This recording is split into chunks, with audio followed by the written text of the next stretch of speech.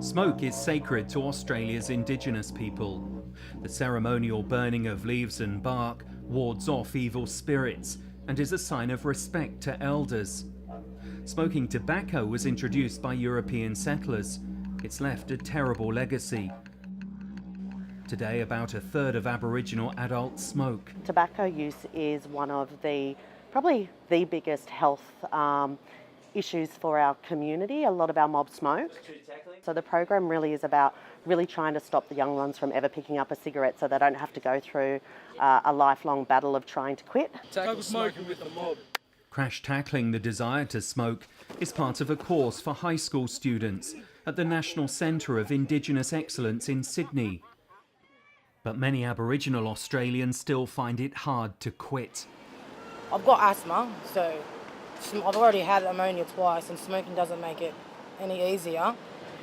So I do, stop and think it's about time.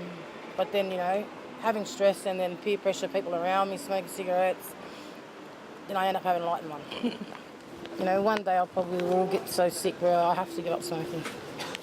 But not just yet. I still enjoy it. A lot of our people haven't been educated, and that's our health is poor and our education's poor. That has a lot to do with it. It's will, you know what I mean? It's like in sport. Have you got the will to win? Well, have you got the will to give this up? And do you? Hey? I must admit, I haven't got the will.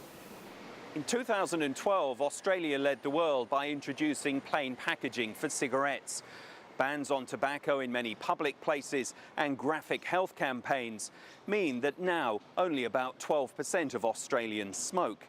Rates in Indigenous communities are falling, but they remain much higher than the national average. Smoking is part of what the community actually does. Everybody does it. Mum, dad, the kids, little kids we're talking here. And so it's part of the culture of what people do. So to break that is extremely difficult. Indigenous Australians die on average 10 years before their non-Aboriginal counterparts. Poverty, poor housing, as well as alcohol and drug abuse all play a part.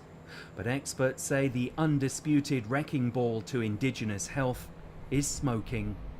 Phil Mercer, BBC News, Sydney.